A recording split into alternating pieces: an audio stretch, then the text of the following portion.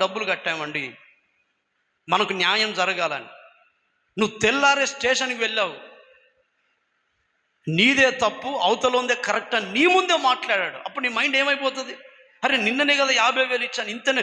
తెల్లారేసరికి ఎందుకు ఇలా మారిపోయాడంటే డబ్బును బట్టి మైండ్ పాడైపోతుంది. ఈ రోజున ఎలాంటి ఫ్యూచర్ కొరకు మనం కనిపెడుతూ బ్రతుకుతున్నాం దేవుని బిడ్డలారా? భూమి మీద ఉన్న సమస్త జనుల కంటే నిన్ను ఘనపరుస్తానన్నాడు. యెహోవా మాట వింటే ఆ దీవెనలు వస్తాయి, కానీ మాట వినకపోతే కూడా శాపం. అందుకే పరిశుద్ధ గ్రంథంలో ఒక మాట రాసుకోండి.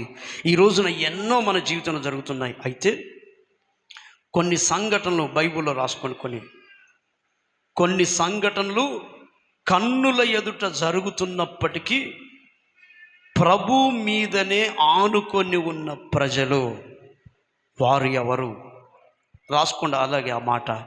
కొన్ని సంఘటనలు కన్నుల ఎదుట జరుగుతున్నప్పటికీ ప్రభు మీదనే ఆనుకొని ఉన్న ప్రజలు.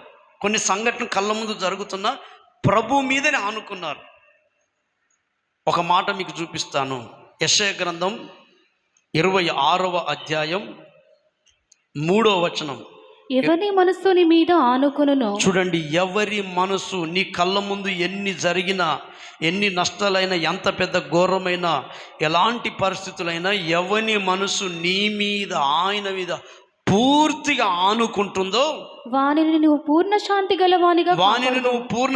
గలవానిగా కాపాడుతావు. ఏలయనగా అతడు నీ యందు విశ్వాసం ఉంచి ఉన్నాడు. చాలు. ఏలయనగా అతడు నీ యందు విశ్వాసం ఉంచి ఉన్నాడు. ఎవని మనసు నీ మీద ఆనుకొనునో వారిని పూర్ణ శాంతి గలవానిగా కాపాడుతాడు. కొంతమందికి డబ్బులు అన్నీ ఉంటాయి కూడా వాళ్ళ మనసులో నెమ్మది ఉండదండి.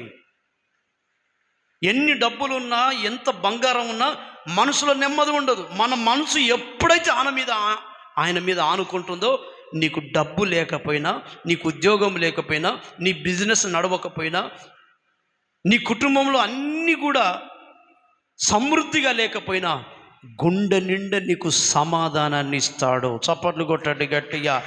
పూర్ణ శాంతితో నింపుతాడు.